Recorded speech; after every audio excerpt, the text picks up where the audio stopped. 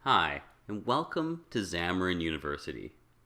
And thank you for joining me today for this recording of IOS300, Auto Layouts and Constraints. And my name is Adrian Stevens, and I'm an instructor here at Xamarin University. Now, before we get started, please do make sure that you've downloaded the class materials. You can get those from university.xamarin.com. And although I'll be working on my Mac today, you can complete all the lab exercises using a PC with Visual Studio 2013, and of course with the Xamarin tools installed. So let's get started. So in this class, we're going to explore auto layout and constraints with the goal of ultimately simplifying the process of creating our iOS UI. So we're going to focus on working in the Xamarin iOS Designer, but we'll also explore how we can add and update our constraints in code. So let's start by discussing what exactly auto layouts are and how we can use them using the Xamarin iOS Designer. So we'll start off by comparing traditional UI strategies versus using auto layouts, and then see how we can define relationships to position our views and ultimately define our UI layout.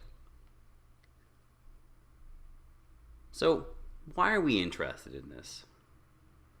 Well, as Apple continues to release new devices with different screen sizes and form factors, it becomes more difficult and time-consuming to create unique UIs for each screen size and configuration.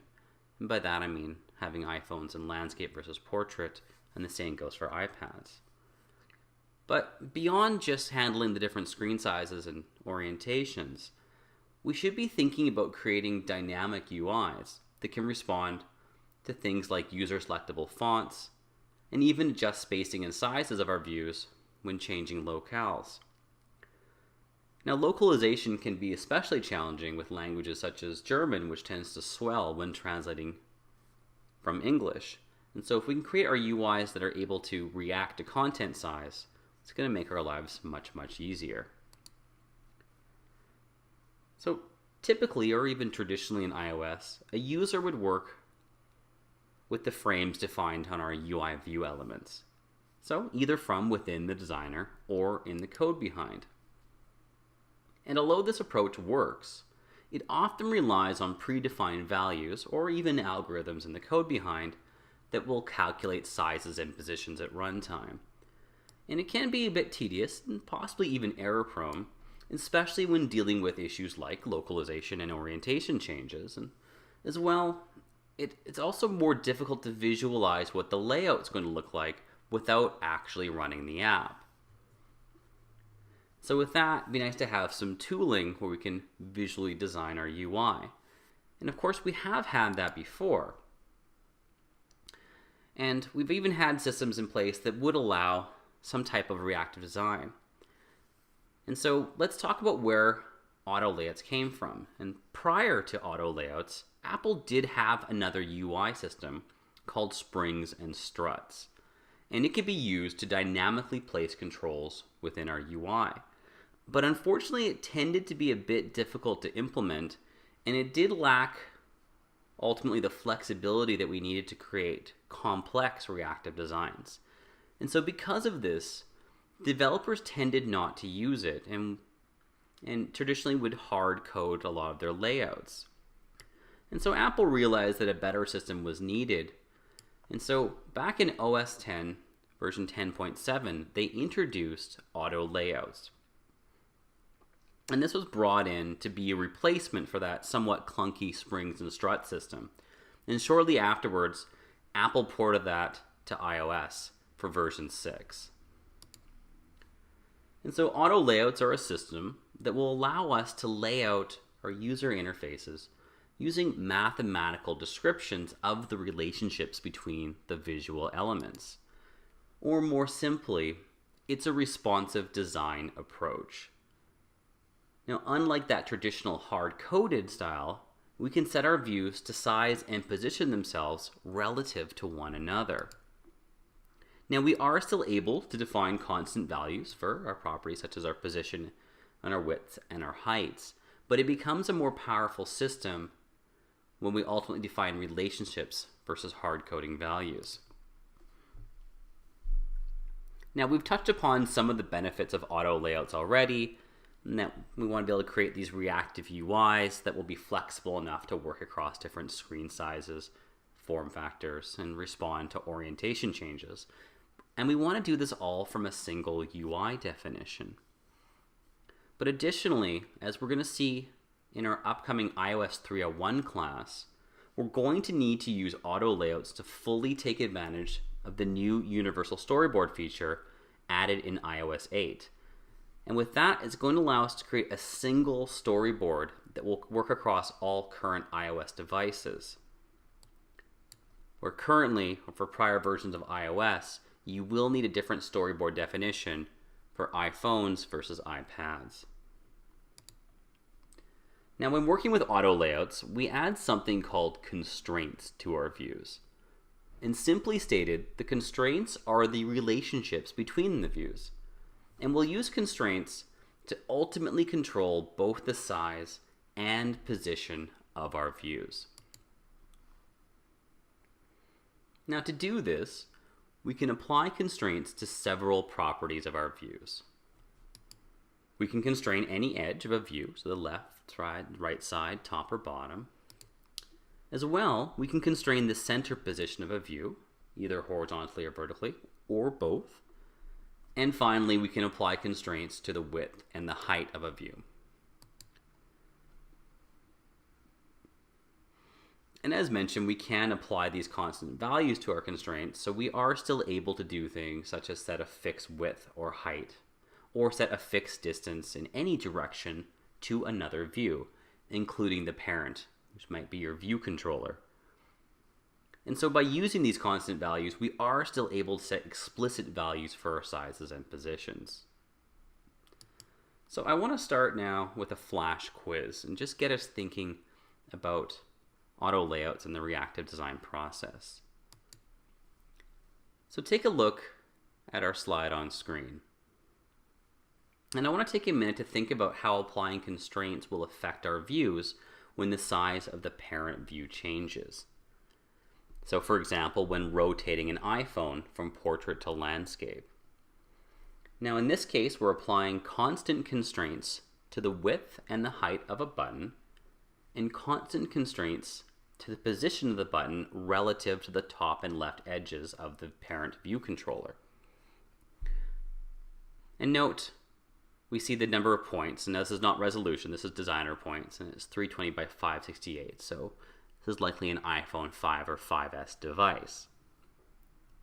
So please feel free to pause the video and think about this, and do this before going on to the next slide.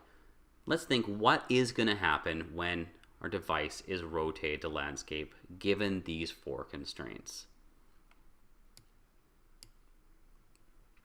So as we see, our width and our height are unchanged. And as well, our left and top constraints are also unchanged.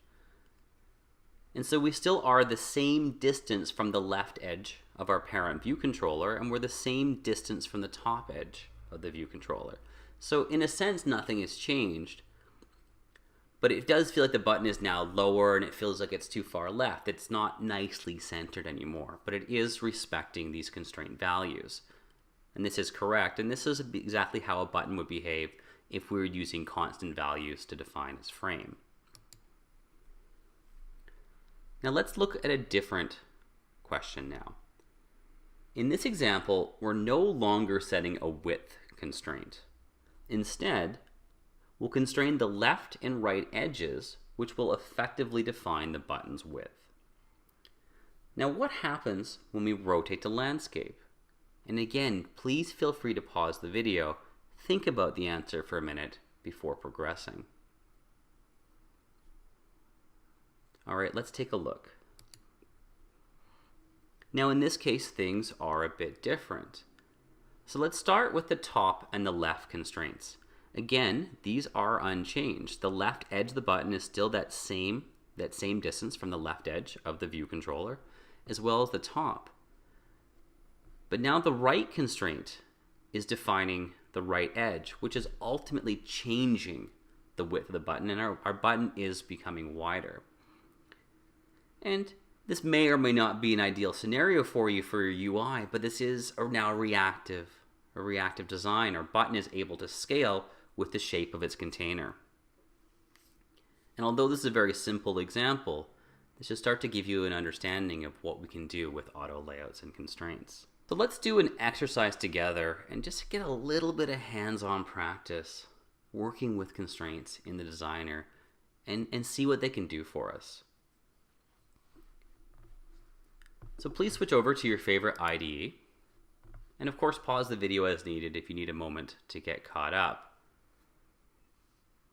Now I'm using Xamarin Studio here, but this will of course also work in Visual Studio with the Xamarin tools installed.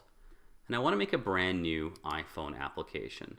So I can go New, Solution. And of course under the C# templates, iOS, we'll use the Unified API, iPhone, and we're just going to make a single view application. And I'll just call this Demo 300. Let's hit OK.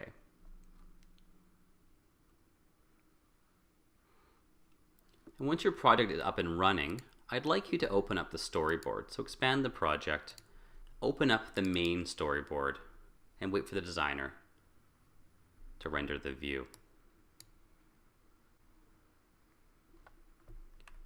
And so here we see our view controller. And what I'd like to do is just add a simple button to our view controller. Something you've probably done many times already.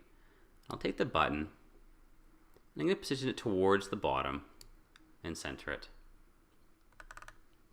And we've seen this type of behavior before, of course. We've often done layouts like this where we drag controls. And this is fine, this works very well. So let's go ahead and run this on our iPhone 5S. And we see a button on screen. But of course, what happens when we go to landscape? Well, I think we know the answer to this. I'm going to rotate by hitting Command and the right arrow button. And of course, our device rotates and our button is now positioned below the bottom of the screen. We can no longer see it. So this is not ideal behavior, and we would have to do some work to then update our UI to handle landscape. But there's other things to keep in mind as well. So what happens if we run this on an older iPhone 4S, for example? Well, even in portrait, that button's now off screen because it's positioned too low because this device is shorter. Or even on a newer iPhone 6. Well, the button appears, but this isn't ideal.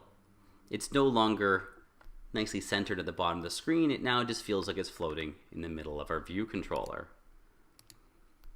So I'm going to change from using our frames to using constraints. So notice in the designer, we see these dots around our control. And just by selecting it, you should see this. And if you've used the designer before, you know that you can move these dots around to change the position and the size of our control. If we single click now on our button, we're enabling constraint mode. We're going to talk more about this later on, but I want to give you a simple demo that you can try out. So notice these 4 T-shape grab bars on our control. I want to use the bottom one. So that's the T, not the little I or H. Looks like a sideways I at the bottom. The one above it, the T. So I'm going to grab it. And look what happens. I'm going to left click and drag, and then there's a blue line. And we see this bottom layout guide. If I bring the T down to that bottom layout guide, it changes blue. If I let go, we now see there's a little line down from the bottom of our button. There's some other things going on that we'll explore later. But for now, just follow along. Now next, I'm going to grab the center square. So currently there's an orange center square. I'm going to grab this. And notice when I start dragging it, these green dotted lines appear. If I move it over top of the vertical green line, it changes to blue. I'm going to let go, and that indicates it's in a valid position. Now we see a couple little issues. We're going to look at this in more detail. But if you don't like the dotted red lines, just go ahead and push the square button here beside the red X. This is update frames. And now it's back to blue and it all looks like it's happy.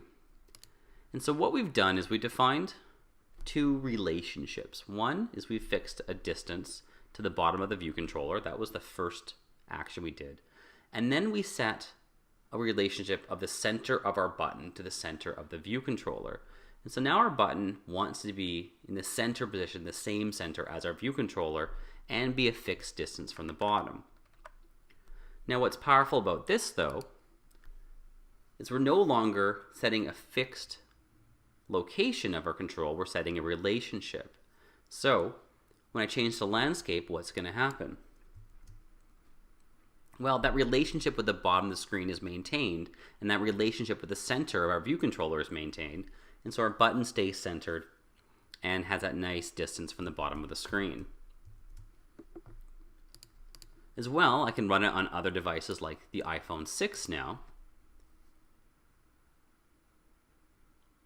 which is of course wider and taller. It has more points, of course more pixels as well, and we see that that relationship is maintained. It still has that nice spacing from the bottom. It's still centered. I think it fired up in the iPhone 5. Let's switch over to the 6 here. But it looks great on the 5 as well.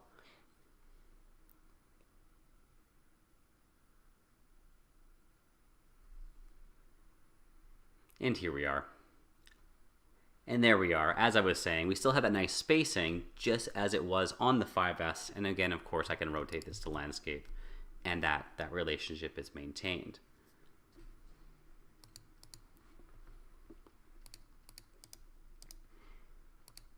Okay, so with this in mind, I want to ask you one more quiz question.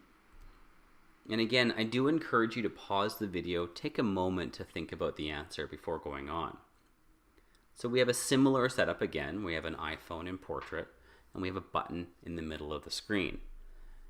But now we're no longer defining a width or a height constraint. We're only using edge constraints. So what will happen when we rotate our device to landscape? Okay, let's take a look at the answer. So just as before, on the second question, it wants to stretch our button effectively. It wants to define a much wider button. But of course, in the vertical, this will effectively position the bottom of our button above the top of our button. And so you might think, hey, well, maybe the button will be upside down. It'll look like a mirror image.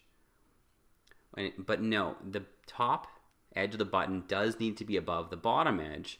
And so this is an invalid layout.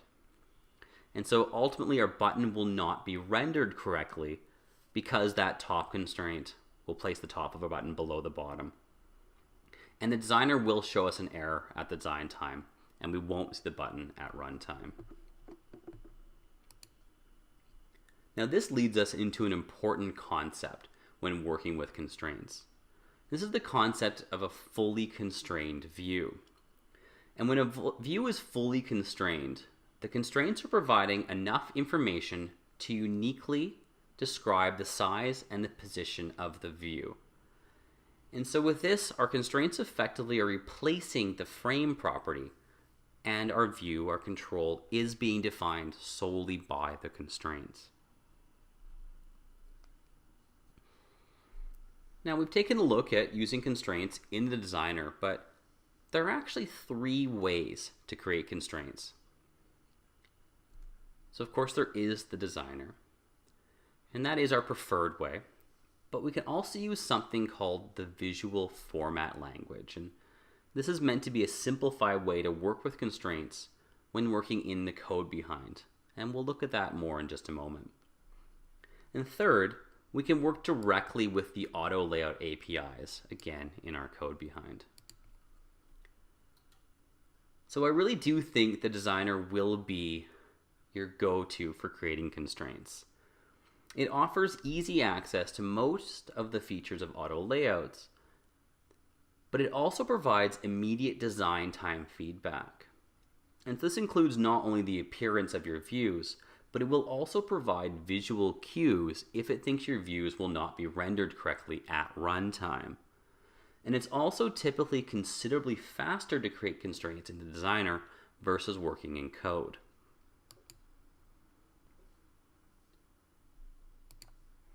Now, the visual format language is a markup-based language which can be used to add constraints in code. And we define relationships between the views by using the names of the views as defined either in the code behind or from the designer. And in this example here, we're setting the widths of both of our buttons to be equal and using standard spacing between them. Now you'll notice that this might not be a familiar syntax, and the visual format language is exactly that. It is its own language with its own rules and its own syntax. So there will be a bit of a learning curve to using it. And then once we define the relationships, we use the from visual format factory method, which will return a collection of constraints. And once the constraints are created, they need to be added to the view. And now the visual format language does offer some efficiency versus working directly with the APIs. But it's typically only used when you're looking to do things like equally space multiple controls horizontally or vertically. Developers tend to use the designer first and then go directly to the auto layout APIs if they need more power or more flexibility. Which brings us to our third approach, working directly with the auto layout APIs. And there are three basic requirements for creating constraints in code. First is to enable support for auto layouts on the specific view. This is done automatically on controls that are created in the iOS designer, but if you are creating controls purely in the code behind, you will need to set this property to false, and we'll talk more about this later on. Then we create each constraint that we need to apply to our view using this create factory method. And then finally we add the constraint to the view using the add constraint method. And this is a powerful way of working with constraints, but it does require more work on part of the developer. And we will look at adding constraints in code in more detail later on. So we had an introduction to auto layouts, and we saw how we use auto layouts versus defining frames, as well as explore some of the basic properties that make them more powerful, more flexible than working just with frames. And with that, we're willing to work with constraints, and we did really a hello auto layouts little demonstration. So now let's take a closer look at creating and working with constraints using the Xamarin iOS designer. So we're going to explore the tools in more depth and see how we can add, edit, and remove constraints visually through the designer. Now the first thing we should talk about is enabling auto layouts, and fortunately for us, constraints and auto layouts are enabled in the designer by default. But should you ever need to enable or disable it manually, you can do this in a couple of steps. First, click on an empty space on the design surface, and this is going to deselect any elements, and it'll bring up the properties for the storyboard document. Then check or uncheck the Use Auto Layout checkbox in the property panel. Now the iOS Designer tool offers a couple of ways to manipulate the elements on the design surface and add constraints. And the first type of controls are called dragging controls, and these are toggled by clicking on the element once, and we saw this briefly in our demo. Let's look at this in more detail. So once we're in the constraint mode in the designer, by single-clicking on our control, we use the dragging controls to assign constraints with other visual properties. To create a constraint, pick a handle and drag it somewhere on the design surface. And when you start the drag, a series of green lines and boxes will appear on the surface telling you what you can constrain. And then once you're over an appropriate area, that green indicator will turn blue. So for example, in the screenshot, we're constraining the top edge of the button to the top of its parent view controller. And that top layout guide green bar is indicating that's an appropriate drop location. We typically work with three types of constraints. We have positional constraints, which constrain the sides or edges of our views relative to other views. We have sizing constraints, which are used to constrain width and height. And finally, we have centering constraints, which can constrain the horizontal or vertical centers of a view. The 4 T-shaped handles on each side of the element define the top, right, bottom, and left edges of the element for a constraint. For size constraints, we use the 2 I-shaped handles at the right and bottom of the element. And these, of course, define the height and width constraints, respectively. To set these constraints, we have 2 options. The first option is to drag the handle to constrain to a neighbor element size. The other option is to double-click the handle to create a self-constraint. And this allows us to specify a constant size value. The middle square handles are for both center X and center Y constraints. So dragging the square handle will light up other elements to offer both vertical and horizontal drop areas. And depending on where we drop the square handle will determine if it creates a horizontal or vertical centering constraint. Now the Xamarin Designer provides other ways to work with constraints. The toolbar contains 2 buttons to add and remove constraints. The Add Constraint button will add 4 constraints for a selected view. It'll provide a constant width, a constant height, and 2 edge constraints to fully constrain the selected view. You can also remove all constraints on a view by using the Remove Constraint button. This will clear any constraints added to the view. And if you don't add any new constraints afterwards, then the view's position and size will fall back to be defined by its frame at runtime.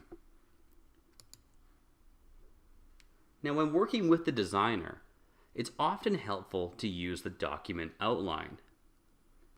And the document outline will show the tree of controls that compose the layout that you're editing. And you can click on an item in the tree to select it in the designer and see the properties of it in that properties pad. And the properties pad will show properties for the selected control, including the identity, look, and behavior, but it also allows us to see a list of all the constraints applied to a given view. And we can also edit the constraints from here. In Xamarin Studio, we click on the gear icon, and in Visual Studio, we double tap the constraint in the Properties pad to edit. Now, so far we've talked about fairly simple constraints, but it's actually a very powerful layout system. And constraints can set priority values that will help determine which constraint is used when more than one constraint is set to affect sizing or position. And by setting priorities, when 2 or more constraints are affecting that same layout property, the constraint with the highest priority will take priority. It will be used. Now, there's something else we can set here. We can actually define inequalities. So as an example, we could set a greater than or equal relationship, with a minimum distance between 2 elements. And this could allow the distance to be larger if screen real estate allows. Or another example is to set this on a size property. So we could have a size constraint with a minimum size, but then allow it to grow, again, if the content changes. So let's look at another example. And I'm going to carry on with the same project we started earlier, but this time I'm going to move at more of a demonstration pace. You are, of course, welcome to carry on, but you'll have another chance to work with constraints very shortly. Let's switch over to Xamarin Studio. Now I will carry on, but I'm going to change up my project just a little bit here, and I want to give a little bit more information to our button. Maybe we'll just start from scratch just to review the process. So let's bring in a button again, and we'll put it at the bottom of our screen. Maybe I'll make it a bit bigger this time. And let's change the text. And we'll change this to click here. That looks pretty good. And again, we'll apply constraints, and I'll do a similar process of constraining the bottom edge and the center constraint.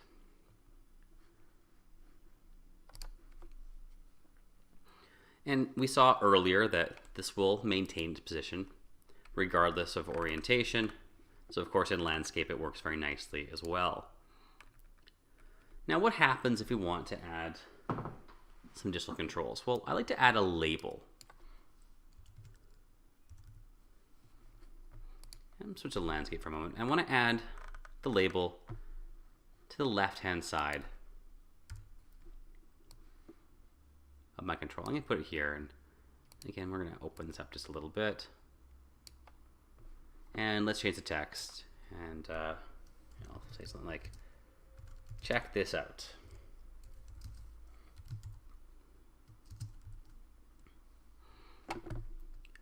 I'm just going to open this up a little bit so it has enough space. But of course, we want to work with our constraints. And I'd like to have this pretty close to my button. So what I'm going to do is I'm going to use my constraint mode here, and I'm going to constrain the right edge of my label to the left edge of my button. And I want to keep the same more or less vertical position as well, and I could constrain the bottom just like I did with the button, but this time I'm going to use this centering constraint. So I'm going to constrain the center of my label to the center of the button. You can see there's a number of drop areas, but I'm interested in the ones down here, and I'm going to find this horizontal dotted green line through my button. Might be a little bit hard to see, but take a look on your own system if needed. And you can see here that it's turned blue. There's these little blue guide arrows indicating where I am. I'm going to let go, and I've now constrained my label to my button. And so this all looks pretty good. This is nice.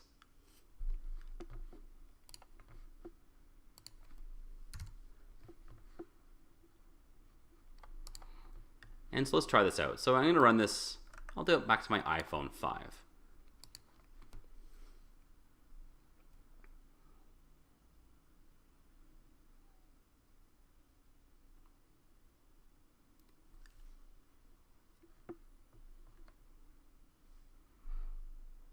And so, this doesn't look great. So if I go to landscape, everything works okay. But of course, if I go to portrait, I don't have room at the bottom of the screen for my label, my button. So what I would really like to happen is I'd like my button to get pushed over when there's not enough room, but when there is enough room, I want that button in the center. So I like to have it, react to its container. So the first thing I want to do is I want to make sure that my button doesn't get pushed off the screen. So I think the quick way of doing this is I'm going to constrain the left edge of my label to the left edge of my view controller. So again, I've clicked on it to enable the constraint controls, and I'm going to drag over to the left-hand side. And now I have effectively set a constraint on the left edge, but I don't want it to be fixed at the side. I just don't want it to be any smaller than maybe 10 points.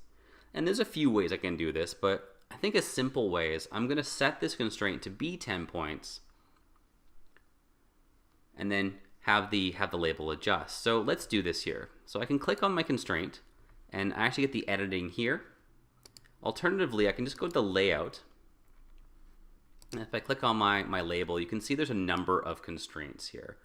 And as I hover these constraints, the constraints that are affecting it, the ones that we're hovering, are the ones that are highlighted in the control. And so this bottom one here, you can see the left constraint is being highlighted. Now in Xamarin Studio, as we discussed, I hit the gear icon, I hit select and edit. On Visual Studio, you just double tap. And double tap and it'll jump to this edit view. So you can see there's a constant value. We haven't talked about this yet, but we'll look at this in more detail in just a minute. But the constant value really determines how far over we are. This is how far the constraint is being pushed. And so I'm just going to change this to 10.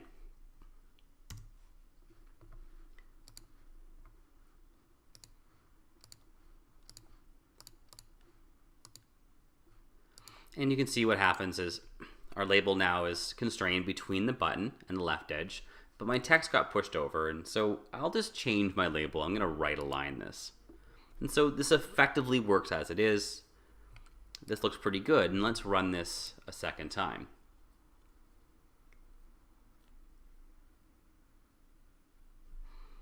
And so we see in portrait, well, we've somewhat got the desired behavior. The label's readable, but the text is shrunk. And so this feels pretty good in landscape, but in portrait, I'm not really happy about this. I want my button to be pushed over. I don't want my text to shrink. So let's make a couple of more changes. I can go back to my label, and I'm going to change a property on the label. And if I scroll down, you see auto shrink. And it sets, there's a minimum font size of 10, and I can adjust that, but I'm just going to set this to a fixed font size. I don't want it to change. I want that font as it is. So what I really want the button to get moved over. Now, if we think about this, I know this is not the order we designed it, but there is an effect here. I've got a left constraint between my label and my view controller, and then I have a constraint between my label and my button. And so although the button was there first, the left edge of the button is effectively being defined by both the label and its other constraint. And so in a sense, we actually have two constraints that will ultimately compete for the button's position. We have this left edge constraint and we have this centering constraint. And so I want it to center when there's room, but when there's not room, I don't want the centering to be too powerful. I don't want it to ultimately be the only one defining its position. So I'm going to click on this constraint, and you can see the vertical line. And if I go over to the priority, I can change this priority, and let's just set it to 500. And notice what happens. It's now a dotted line, and that's just showing that it's not a definitive priority. It's not a definitive constraint. It'll be used as long as nothing else has higher priority. And so let's try this again.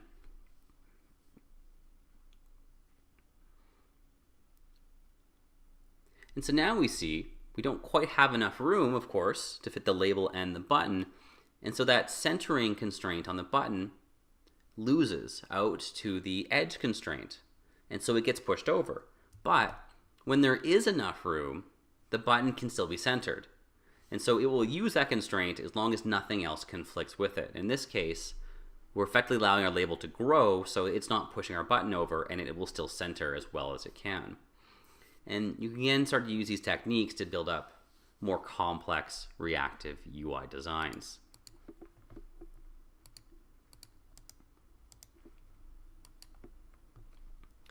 Now, I kind of glanced over a couple of things. You may have saw me push a couple of buttons here and there.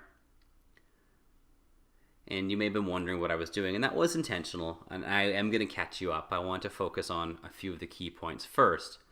But something you need to know when working with the designer are something we call intermediate states. And during the design process, there's likely going to be times when you haven't provided enough information to define a view. So you're adding constraints and you've only added one or two, for example. Maybe you need to add more to fully define a size or position.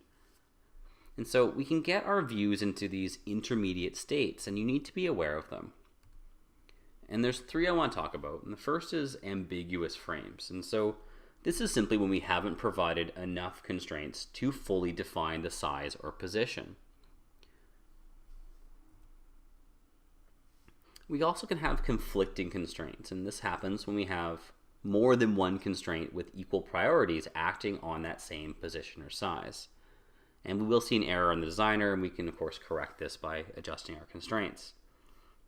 And finally, we can have what we call misplaced views. And this happens when our design time layout, i.e. the frame, doesn't match our runtime layout, which is defined by the constraints. So let's look at each of these and see what these visual cues look like and how we can respond to them.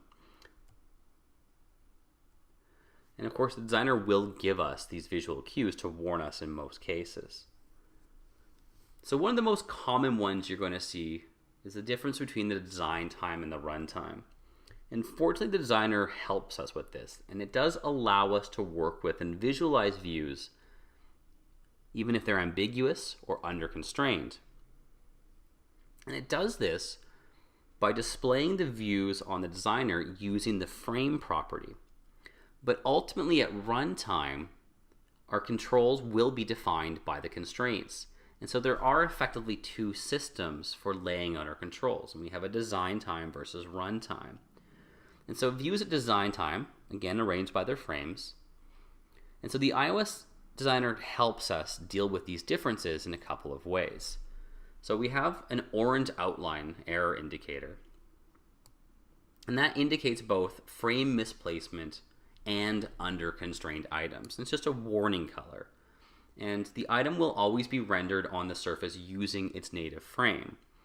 Now, in the case of frame misplacement, what I mean by that is if the frame doesn't match the constraint, we'll also see this red rectangle.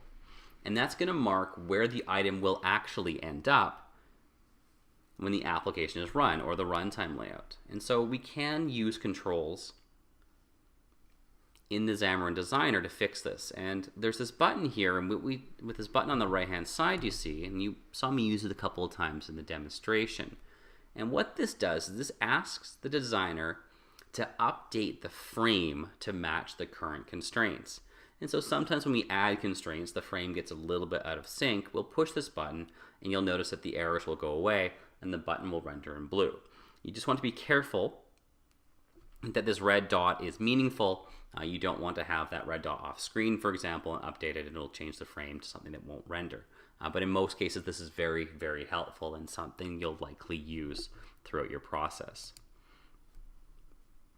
It's also important to recognize errors when using the designer. And conflicting constraints will be marked in red, and they'll have a warning symbol. So hovering over the warning symbol will bring up a pop-up with information about the conflict.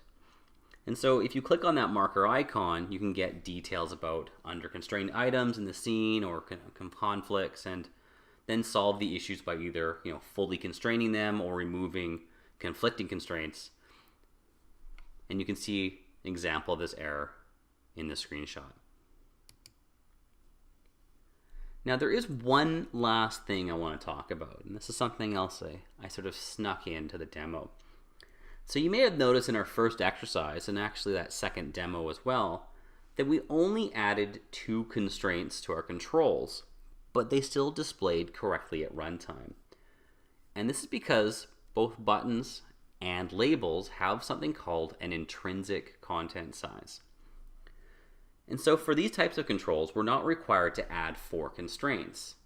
We don't need to constrain the size. And so this intrinsic content size simply means that the view will size itself to its content. UI label is a perfect example of this. And by relying on the intrinsic content size, we can allow controls to respond to changes in content. So things like user selectable fonts or localization, where we're injecting different languages, different translations. And do remember, of course, that you still can provide constraints for sizing and override that intrinsic content size.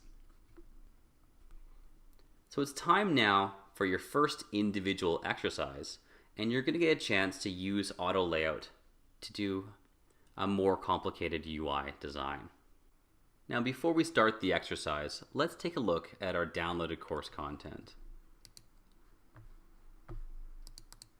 So please open the downloaded content, open the lab materials folder, and then open up the Start Here HTML file.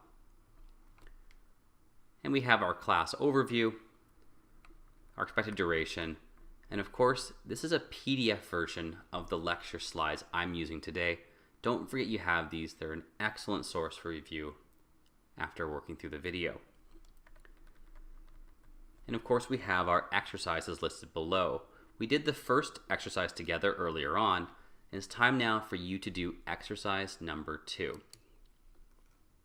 It should take you about 20 minutes, and I'm just going to ask you to pause the video when you begin the exercise, and then we'll do a review when you're done. You will be creating a brand new application, but there are some resources you'll pull in. Specifically, we have an image to bring in our monkey hanging out in our tree here. And you can get a chance to lay out some controls and then update them by using constraints to allow our UI to react to things like orientation change. So please start exercise number 2, and it should again take you about 20 minutes. And I'm going to ask you now to pause the video. Okay,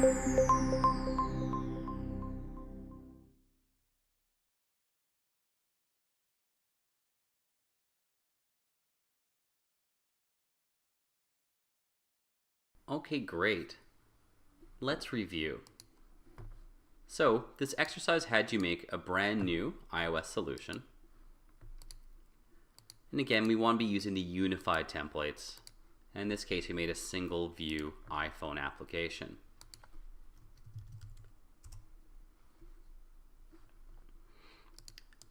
We also added an image to the resources folder, which we can get from our part 2 resources asset folder.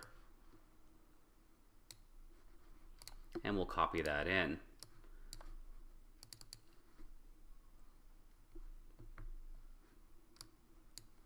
In the storyboard then, we added a couple of controls. We added an image view,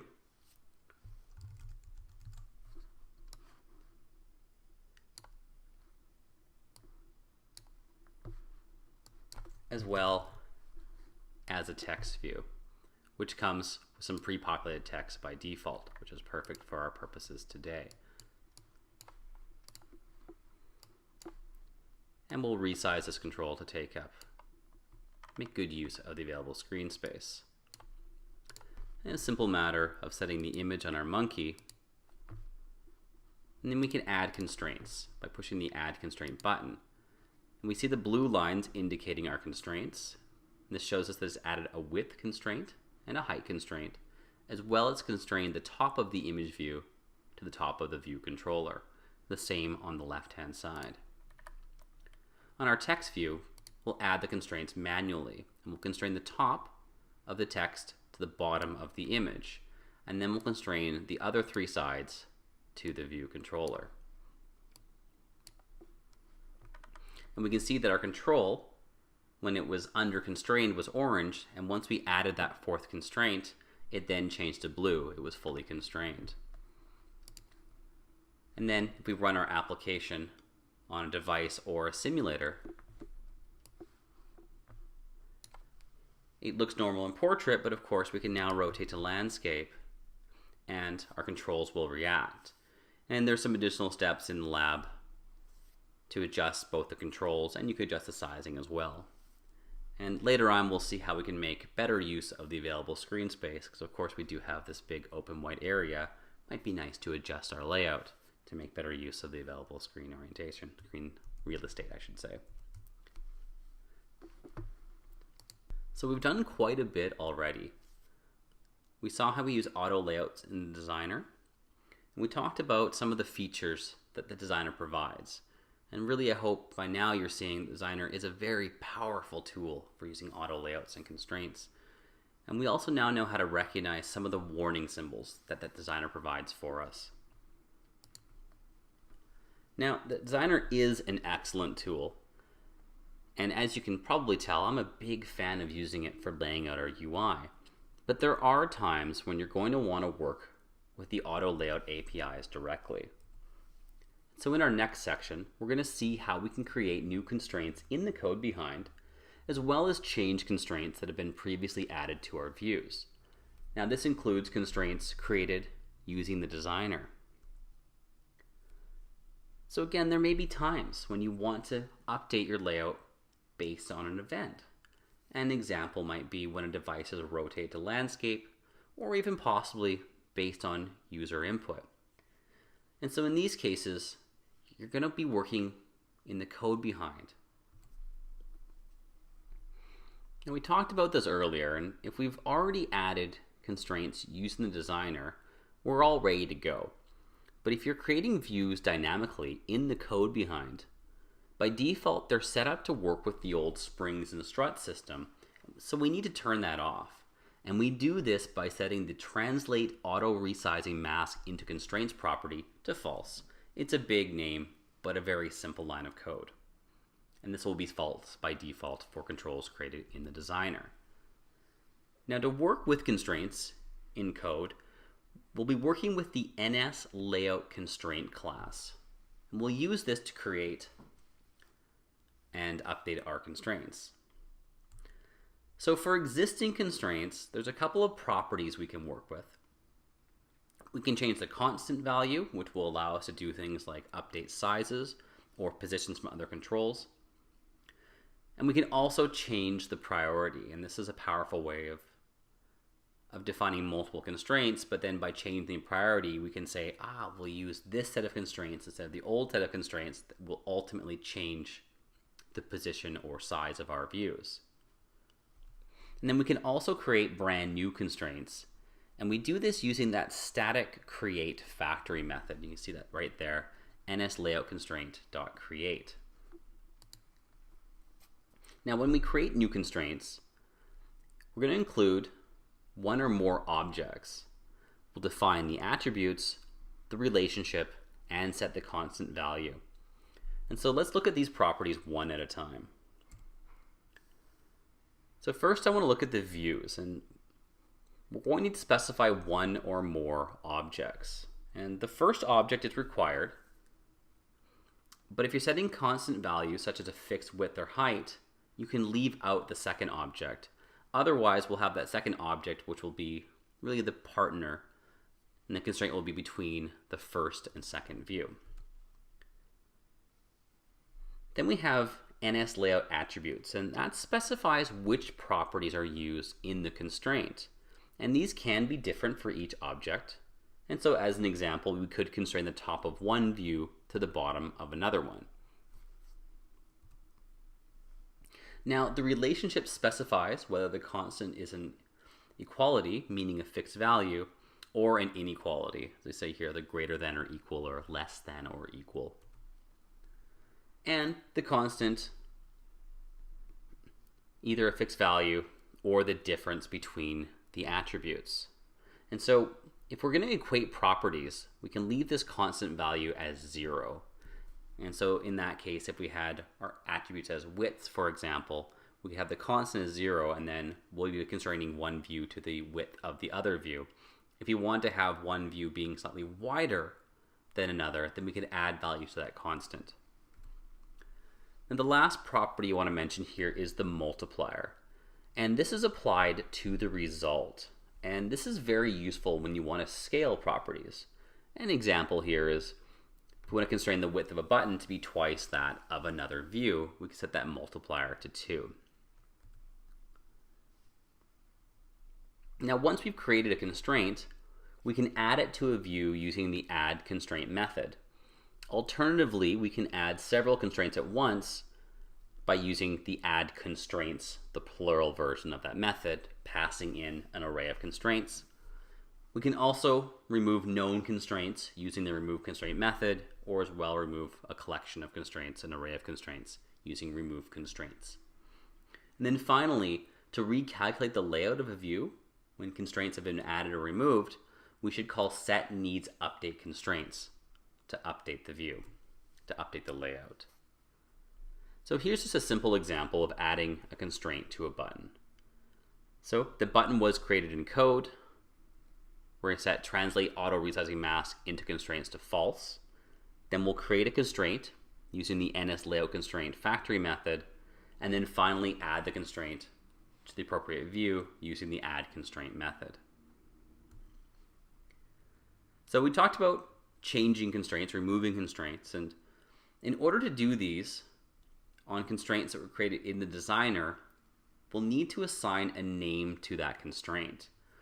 And so just like naming our views, this is going to provide a member variable in our view controller's code behind, which will allow us to easily reference a specific constraint.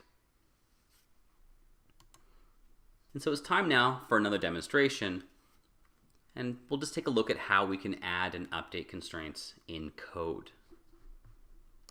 So I'm going to switch over to Xamarin Studio, and again I have a single view iPhone application. And I want to start in a similar fashion to our first group exercise. So I'm going to add a button towards the bottom of our view controller. And we'll expand this a little bit, center it, and we'll give it a little bit of text. Now, of course, I want to update constraints, so I'm going to add constraints to the button, and I'll use our add recommended constraints toolbar button. And something to note here, it's actually added 3 constraints, not 4. So we've added our 2 positional constraints. We do have a width constraint, but it hasn't added a height constraint. And this is something unique to buttons. And it doesn't add a height constraint because it wants to rely on that intrinsic content size. And this is a great convention, so we get consistently sized buttons. Of course, you can override by adding a height constraint if you choose. But in most cases, for our default buttons, I would recommend relying on the intrinsic content size for the height. So I want to work with our button and our constants and our constraints in the code behind. And so to do that, I need to give them names. So we'll start with our button, and we'll just call this simply button. Click here. And I also want to name the bottom constraint because I'm going to update that in our code behind. And so if I click on that constraint, you can see we have an identity field, and I can update the name. I could also go the long way by clicking on the button, layout, and then we can see our 3 constraints. And then in this case, I want the bottom, so I'll select and edit. That will get me to the same place. And so let's give our constraint a name. Let's call it const button bottom. Something that makes sense, something that's a bit meaningful, but hopefully isn't too long. So we've named our bottom constraint and we've named our button. Let's go to our code behind. I'm going to work in our viewDidLoad method. And the first thing I want to show you is that we have full IntelliSense for our constraints. There's our constraint button bottom. And if we hover it, we can see it's of type NSLayout constraint. So what I would like to do is create a new constraint, and I'm going to replace this bottom constraint. So I'm going to go var new constraint. And I'm going to use the NSLayout constraint create factory method. And we'll let the IntelliSense help us along here. So the first thing we need is a view. And so, of course, our first view will be our button. We'll use button click here. Now we need an NSLayout attribute. Now, previously we were using the bottom for constraints. I'm going to change this to the top. We'll do a different constraint. Our third parameter is the NSLayout relation. I'm going to make that equal, and equal really just means it's a fixed value. And so we could make the top attribute equal to something else, or we can make it equal then with an offset, and the offset will be our constant that we'll come to in a moment. Now we need our second view, and we're constraining with our parent, with the view controller, and so we actually want to use the view property on the view controller as our second view. Now, we need the attribute for that view. And again, that's going to be the top. I'm going to use the top constraint. Now our last two are our end floats. First is the multiplier, and I could use this, but in this case, it doesn't make a whole lot of sense. It just means a little bit more math in my case. So I'll set this to 1, keep that simple. And of course, a multiplier of 1 means we multiply by a value of 1 and we don't change the end result. Now is our constant. And if I were to set this to 0, then this constraint would make the top of our button be equal to the top of the parent. But I want an offset. I want to push it down a bit. So I'm going to set this to 30. We'll put 30 points from the top. And there we are. We've now created a new constraint. So to apply this constraint, I'm going to add it to the parent using the add constraint method. And I need to give it a new constraint. And we should also remove the old constraint because they're going to both affect the position of our button. And although we actually could leave it like this, actually let's run this quickly and take a look. So I've now applied a constraint on the top, but I haven't removed the old constraint.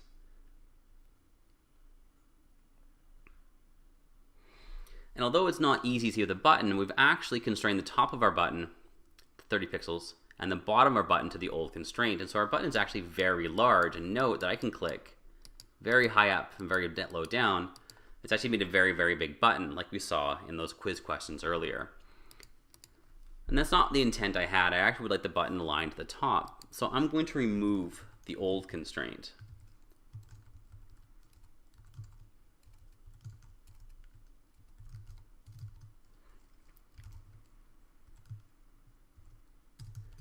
And of course it's a named property, and I can do just that. And if we run the code again,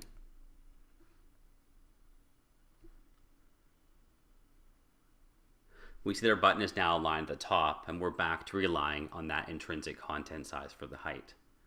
And so very powerful, and of course we can apply constraints many ways, and if we're working purely in the code behind, we could just do 2, 3, 4 constraints here and add them to our views manually.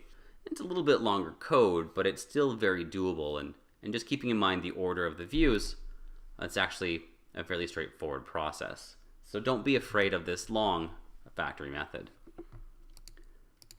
So it's time now for you to do another exercise, and I'm going to get you started on exercise number 3, and you're going to get a chance to apply these practices, these principles, and update your constraints in the code behind.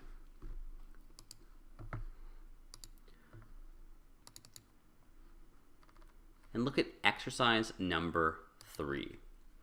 So for this exercise, it's estimated to take about 15 minutes. And again, I'm going to ask you to pause the video and of course take as long as you need to work through it. And you can continue on from the previous project from exercise number 2, or if you like, there is a starter project available in the downloaded course content. And you're going to do something very similar to what I just showed you in the demonstration. You're going to name the constraints, and in this demo, in this exercise, you're going to react to orientation changes. So please start the exercise and pause the video, and when you're done, we'll review.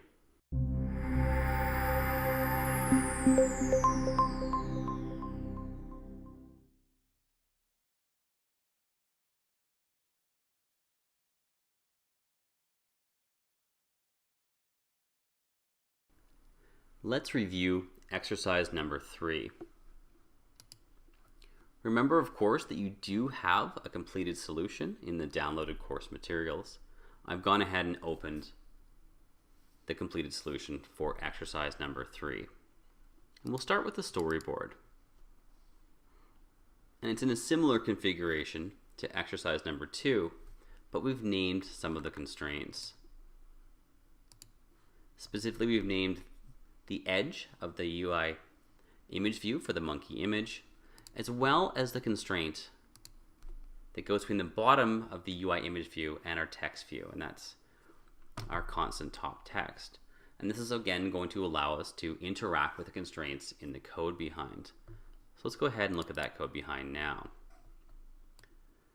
Now, as you saw in the lab notes, we provided a helper method, and it's allowing you to get new constraints based off old constraints. Now, don't feel like you have to use this, but it does tend to compact the code and does somewhat simplify the process.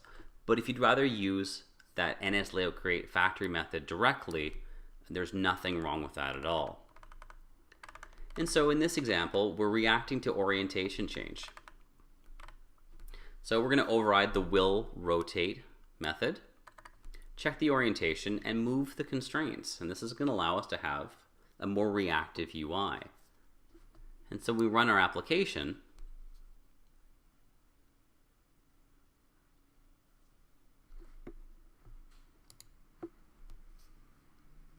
In portrait, it looks very much like our previous exercise. But when we rotate, we see that our views reconfigure themselves to take better advantage of the landscape orientation. And this is just one way you can use our constraints in the code behind. And in this case, it's a great way of making better use of the screen space available. Also note that it's a fairly smooth transition when we rotate. We see that we move the controls before rotation on will rotate. And so it looks very, very smooth, very straightforward to the user. It doesn't feel jarring. We don't see things jumping. And so iOS as a platform tends to be very good with these things.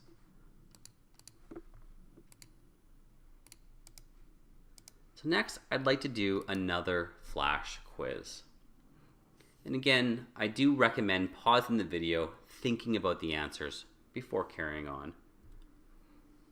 And so our first question, to add constraints to a view, what can we use? The iOS designer? We use the visual format language, or use the NS layout constraints APIs directly. And of course, we can use all of the above. Now, how many constraints are required to fully constrain a view?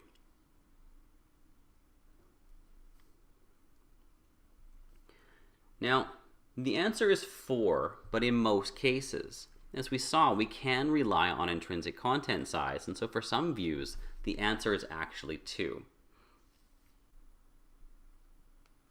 Question 3. When setting a constraint to be equal to another, what value do we give the constant? And the answer is 0. So for example, if we want to have one control be the same width as another, that constant would be 0. But if we want to have it relative to another value but larger or smaller, or offset with position, then we would adjust that constant size. But for them to be purely, truly equal, the constant would be 0. So we got a chance to see how we can work with constraints in our code behind. And we do see it is more work than using the designer, but it does allow us to do things like react to events and user input, and it can be very powerful. And a really nice way of adding additional functionality after creating our constraints in the designer. Now we just have one last topic today, and I want to explore how we can animate constraints using UIView animations. So let's first do a brief review on UIView animations themselves, and then see how we apply them when changing constraints. So the UIView class has a static animate method, and it can be used to animate many properties of our views. And we specify a duration and a final state in that animation action property, and the animate function will smoothly transition to the new state. And this includes things like size, position, color, and transforms. And we can see that here on the slide with our example, the button. We have a normal button, we can then change the background color and the scale, and we'll grow it to 150%. We set that final state using that animation action property. Then when we call that static animate function, that meant that that function is going to smoothly transition from its current state to the state set in our lambda expression here. Now we can also apply UIView animations to constraints. And so after adding or replacing a constraint, we can call layout if needed to tell the UI rendering engine to recalculate our layout. And we can call layout if needed from within our animate method, and then we'll see a smooth transition from the previous state to the newly defined state. And this includes changes in our constraints.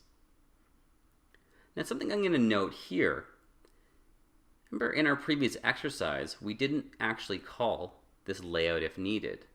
And that's because we were updating our constraints on orientation change, and that's calling a refresh of our layout anyway, so it wasn't needed. It's time now for your fourth and final exercise, and you're going to get a chance to try animating constraints in the code behind. So before we start, let's again look at our Start Here HTML document and scroll down to our exercises, Animating Constraints. This one's a bit quicker, should only take 5 to 10 minutes. And again, I'll remind you to pause the video while working on the exercise. You can carry on from your solution from exercise number 3, but we have also included a starter project in the class resources. And you're just going to carry on, and you'll apply exactly what we showed on the slides, and you'll get a chance to try animations. So please start your fourth and final exercise and pause the video.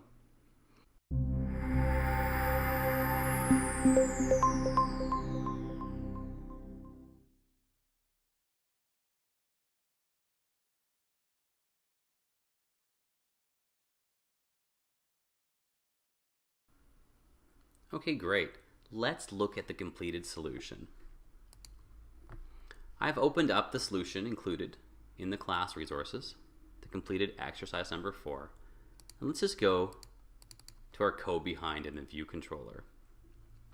Now the completed solution is a little bit more robust in that it has some additional controller code in here just to limit the animations on landscape.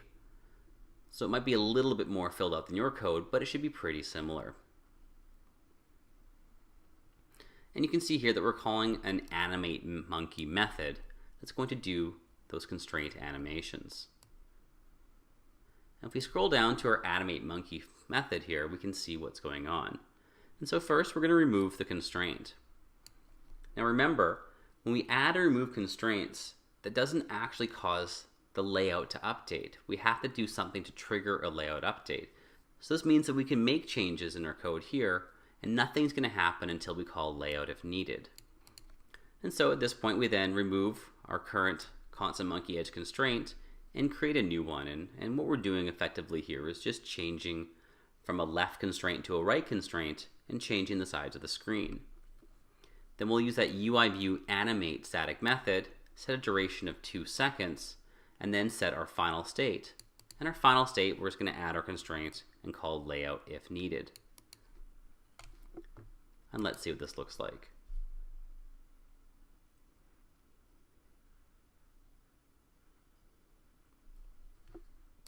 Now we've applied a very simple gesture recognizer, a tap gesture recognizer to the image view, and that triggers the animation.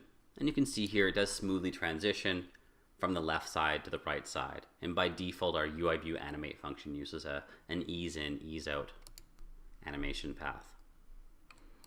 Now, of course, this is a simple example, but you can really do far more complicated things. You could rotate, you could change size, you could do completely different layouts. And as long as you set your final state in this animate function, this animate method, it will smoothly transition from your current state to your final state. And so we saw how to use those UIView animations and apply them to our constraints. A very powerful technique and a really nice way of making use of the code behind and interacting with those APIs directly. And that brings us to the end of our course. So I just want to say thank you very much for joining me here for this video presentation of IOS300. And if you have any questions or comments, you can always email me, and it's adrian.stevens@xamarin.com, or email any of the other Xamarin University instructors.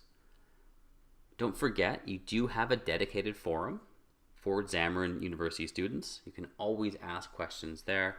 And if you'd like to explore any of these topics in a deeper fashion, remember you can book one-on-one time with a Xamarin University instructor. So again, thank you for joining me here today, and I hope to see you in a live class very soon.